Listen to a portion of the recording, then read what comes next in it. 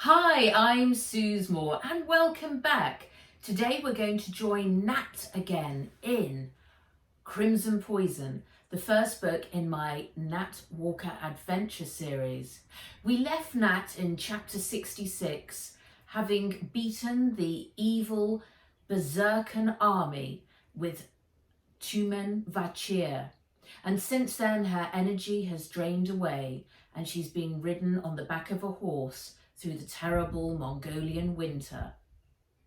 So we join her at chapter 67, Coma.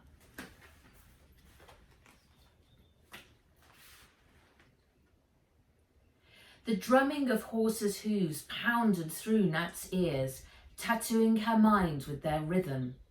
Using every drop of energy she could muster, she half opened her eyes to find Jamuka's head looming over her.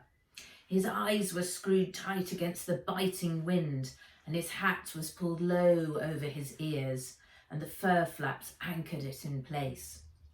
He was focused on the path ahead, beyond where she lay, cradled in his arms. When she tried to form words, nothing came out. Every muscle in her body was limp. What if she stayed like this forever? This question played in her mind over and over until she passed out again into a coma-like sleep. 68. Reckoning. The general stood amid the smoking ashes of the camp. "You imbeciles," he roared at the injured soldiers. "You're telling me that a red-haired girl, a wolf, and some ragtag group of Mongolian nomads did this?" No one spoke. No one uttered a word. He smashed a half-full bottle of vodka over the nearest soldier's head. The soldier screamed. "You're a snivelling bunch of drunks. I should never have given you such an allowance. One of you probably fell over your stove and set the camp on fire. You burned that Mongolian too, eh?" He spat on the ground, then looked into the terrified eyes of the soldiers, searching for answers. "Take them back to headquarters on foot, then torture them until you find the truth," he ordered the soldiers who he'd brought with him. He tossed his cigar into the ashes and turned to get into his waiting speedcopter. Chapter 69, Gan. The la of Fred hitting a top note woke Nat. She found herself looking up at the stained canvas roof of Tului's old gur. Smoke curled upwards from the stove, creating hazy patterns in the lamplight, and a warm nose was nudging her hand. Very slowly, she moved her head to find Jebe staring at her. "This is confounded," sang Fred. She held a test tube in one hand, out of which poured yellow smoke. "My assumptions are wrong." Fred rammed the test tube back into the rack, pushed back the chair, got to her feet and turned towards the stove. Even with her taped-together glasses perched on her nose, Nat could see how bloodshot Fred's eyes were. "Aha! You are awake!" sang Fred. Nat managed a weak smile. Fred thrust a hand in her coat pocket and pulled out a small brown bottle and knelt down next to Nat. "I can't find an antidote to this wretched poison, but at least I can cure you. Drink," she said, putting her hand under Nat's head to bring her up to the edge of the bottle. The smell made Nat's eyes water. "Open your mouth," said Fred. Nat did as she was told. Fred poured in a spoonful, and a bitter, spicy taste flooded her mouth. Yuck! Closing her eyes, she forced herself to swallow the foul-tasting liquid. "Good," said Fred. "Give it a couple of hours and you will be right as rain." Water? Croaked Nat. Fred shook her head. Absolutely not. We need it full strength, no dilution, she said, getting back to her feet. What about the antidote? Croaked Nat. Fred spread her arms and opened her mouth wide. Nat winced in anticipation of her singing. It is a trial. My mixtures and my methods are in vain, blasted Fred, singing at the top of her voice. What can I do? The door sprang open and Jamuka came in, his look of concern giving way to a big smile. Bow, he said, falling to his knees, giving Nat a big hug. You're back with us. He sat back. I'm sorry to have put you in such danger. Fred grabbed her hat. I'm off out for some more raw materials, she announced, striding towards the door. The others, whispered Nat when she was gone. Jamuka paused. His eyes were ringed with dark shadows. We all made it back, but Gan is dead. Gan, she said, Barilgi's mother. Yes, Gan died before he had brought Barilgi back. It was probably best she did not see her disgraced son. He drank the rest of the elixir that he'd made in his tent so that he could chase and stop you. It was a huge amount, far greater than what you had taken. It is doubtful he will ever walk again, so it now falls to his father Buka to care for him. He killed his mother, said Nat, a chill running through her. Jamuka nodded. Barilgi has admitted to selling the two-man vachir to the Berserker army. He wanted to make himself a fortune. Have they got some? Not anymore. We are lucky that he only gave General Golkova a small vial, which the general used up in the test. Whew, zoinks, that is lucky, said Nat. Indeed, because Fred has discovered that the grow-em-up fertilizer made the Tumen Vachir into a far more powerful weapon than in Genghis Khan's day. It changed the plant's chemical makeup, amplifying its strength tenfold. Nat winced. Did any plants survive? Jamuka shook his head. The clan's secret remains safe. And what about that stuff Barilgi was pouring into the river? Was it marbolic? Yes, marbolic, the deadly crimson poison. Barilgi wants to kill the whole clan, so he made sure that it was taken daily to our river water supply and poured in. We are using another water source now, which Fred has declared safe. Jebe the wolf shifted, lifting his head to rest on Nat's chest. Nat felt her eyelids start to close. As much as she wanted to stay awake, her body cried out for sleep. Jamuka put his hand to her forehead. Rest up, I should go and help Fred. He put more wood in the stove and headed out into the night. Nat awoke to the sound of the wind howling outside. She was alone except for Jebe. Turning her head towards the door, she saw a newly made wooden box lying next to her pillow. Very slowly, inching her way, she managed to reach its lid. Using her thumb and forefinger, she made a pincer-like movement to grasp it. She failed. Her hand flopped uselessly down on the top. Jebe lifted his head off his paws, and with his nose he raised her arm, bringing it to rest on the ground. He then put his nose under the edge of the lid, pushing upwards, and it popped open. Thank you, she whispered. He rested his head back on his paws, watching her. Little by little, she managed to lift her hand, bringing it to rest on the piece of felt that lay inside the box. The moment her hand touched it, she knew what lay underneath. Very slowly, she managed to drag back the cloth. Fizz's small dragon head peeped out. He was cold to the touch, his eyes closed. The wing she had broken off lay at his side. Chapter 70, Ta-da! Wake up! Nat opened her eyes to see Altan holding up her boots. We go now, princess. Where? She croaked. Fast.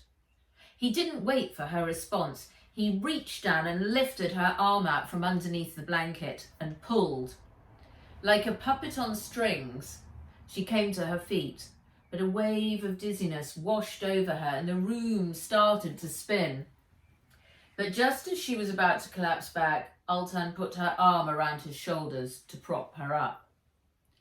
I can't, she said. Fred say you good now. Boot 1, he said, dropping it to the floor. She lifted her leg.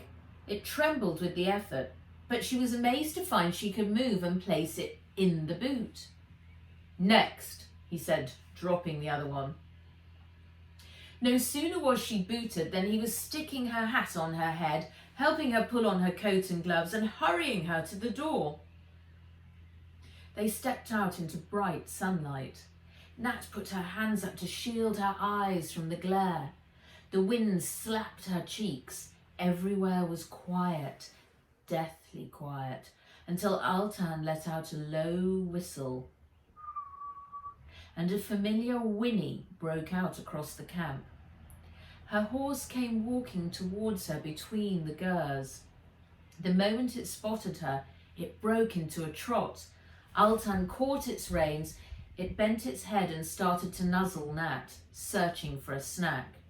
But he moved its head up to one side so that she could reach the stirrup. Up, he said. Where are we going? She tried to lift her leg, but it started to tremble violently. He sighed and cupped his hands. Knee. Altan propelled her up with such force that she nearly shot over the other side, and her horse started to move off. Whoa, she said, fumbling for the reins. Altan placed them in her gloved hands. She grasped onto them with what little strength she had.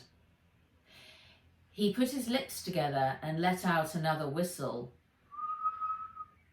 Nat frowned. That's Taymur's call, she said. Sure enough, Taymur's brown mare appeared from the other side of Tului's ger. Altan jumped up into the saddle. Where's your horse? With ancestors. He clicked the mare on and it moved off with Nat's horse in its wake. A lump rose in her throat. Altan had loved his horse. He'd told her how they'd grown up together. They were lifelong companions. It was a Mongolian tradition. Urging her horse forward, she drew up alongside him. How did he die? She said. Altan stared straight ahead. Heart stopped after too much gallop.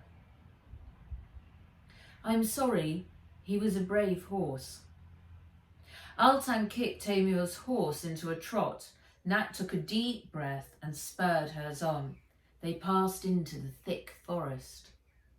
The trotting was exhausting. Up, down, down, up. Nat's legs were like jelly, so she gripped tight onto the mane, willing herself not to fall off. Out of the corner of her eye, she caught sight of a dark shadow darting through the trees at top speed. Seconds later, Jebe appeared. He drew up next to her, slowing to a lope. Up ahead, she could now make out a familiar bulky figure seated on a large rock. At the sound of their approach, Fred turned towards them. She was using a long stick to break up ice covering the stream next to her.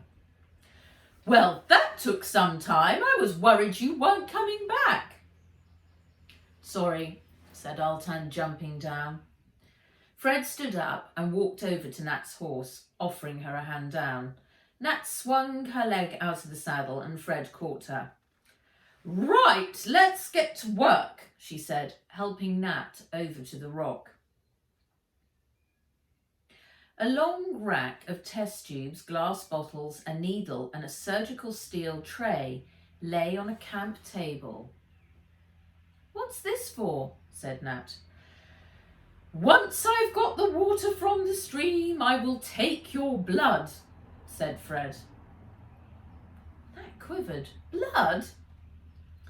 "Because," said Fred, lowering a glass bottle on a string into the stream, "I may be your first-rate botanist and biochemist, but my theories on this confounded marbolic have so far proven incorrect, so we must pursue this new avenue. Your blood has been exposed to the extremely potent elixir of two men Vachir. I believe that, in conjunction with my medicine, it can help formulate a cure for marbolic poisoning." Nat swallowed hard. She looked across at where the enormous syringe with its glistening needle lay on the table. She felt sick. A crackling noise behind her made her jump.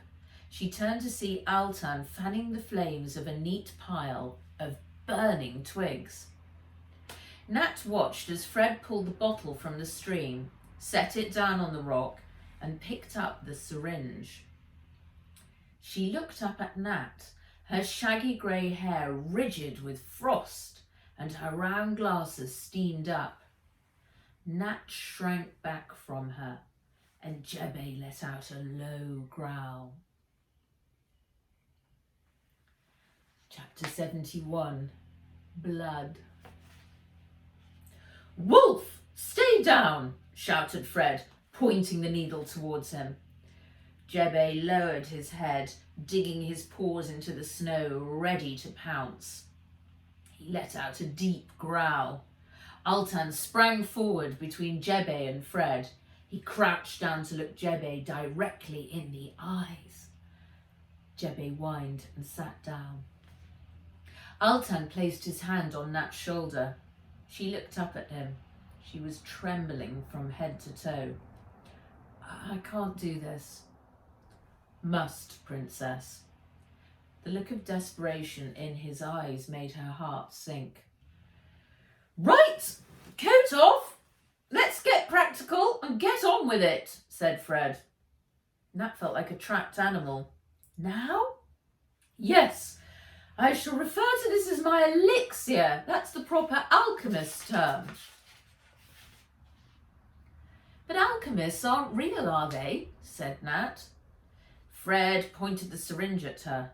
"They are now." Nat reached up to undo the buttons of her coat, but her hands were shaking too much.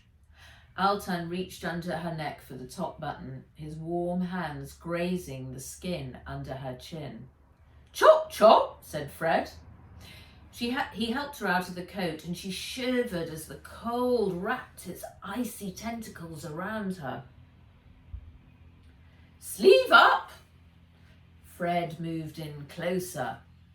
Altan took her hand and pushed the wool sleeve up above her elbow. Nat's teeth began to chatter. Fred produced a piece of string from her hat, reached down and wrapped it tightly around Nat's arm, pulling it tight. "Ouch!" said Nat as it pinched in. She buried her free hand in Jebe's black fur.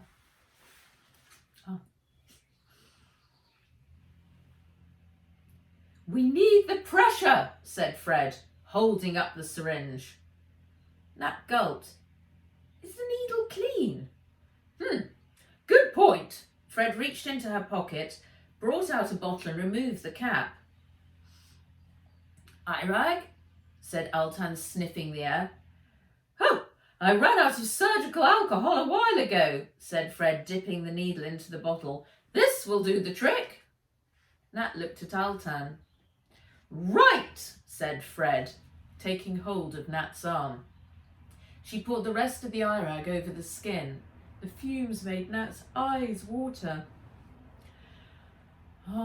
Sterilized. Needle sterilized, she said, leaning in close.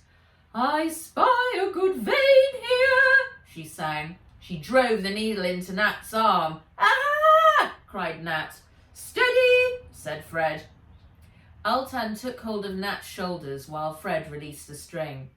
Nat looked down to see her bright red blood fill the syringe. Her head spun, and Fred started to sing again. I see the life force coming from within. Chapter 72. Hoax. The reporter and cameraman walked into their station editor's office. They'd both been expecting this. The pat on the back. Great job. You both deserve a raise.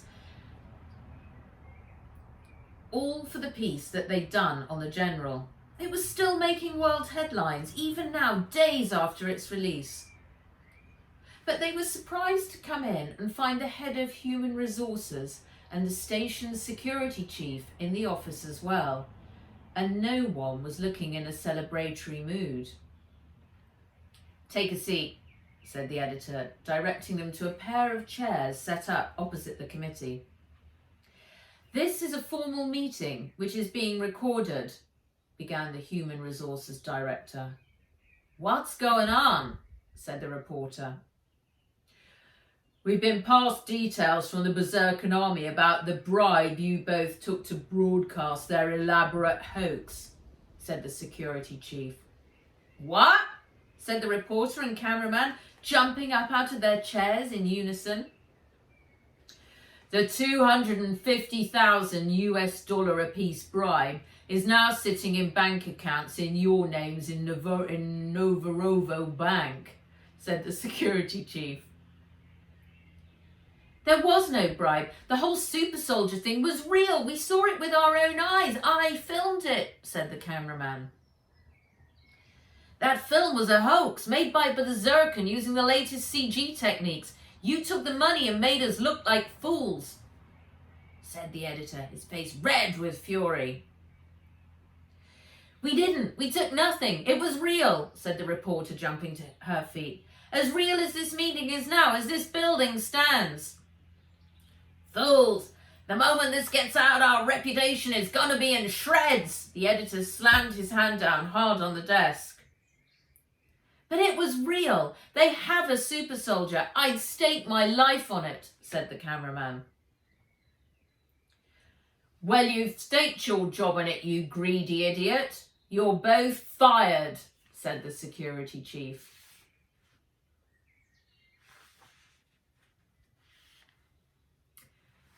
Chapter 73.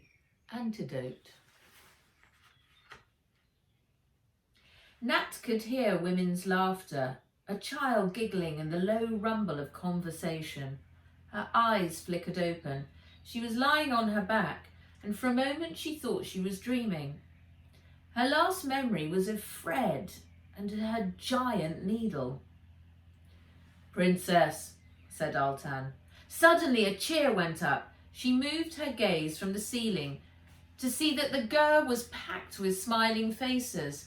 Temur, Tabin, Fred, Jamuka, along with a crowd of other clan members she'd never seen before. Jamuka stepped over to her.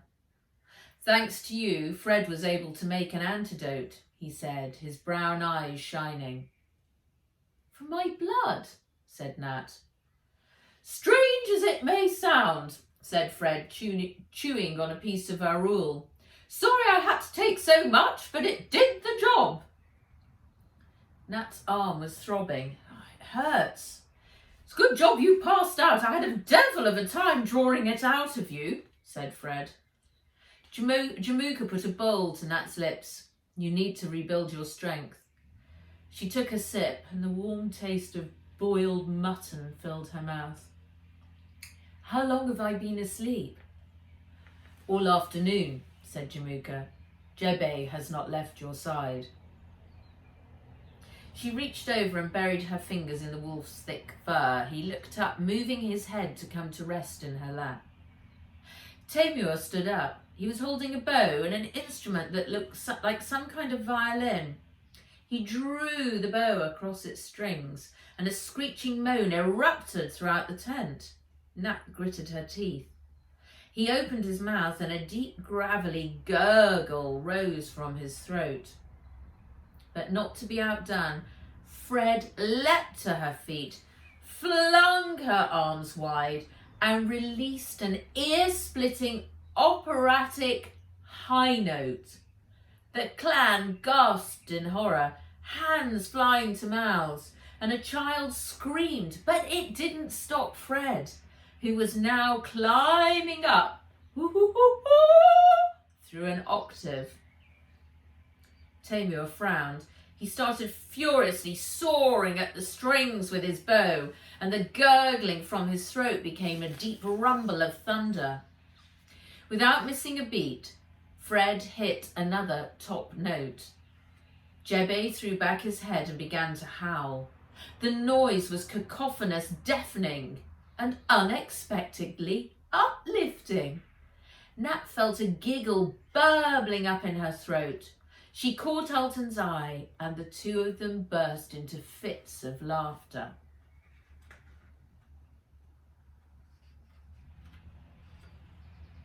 I think we will stop there today, for the final piece will be tomorrow, starting at chapter 74, where we return to Hong Kong and find out what has happened with Aunt Vera and the guardianship of Nat. Thank you very much for joining me, and I hope you stay well, and I'll see you again soon. Bye-bye.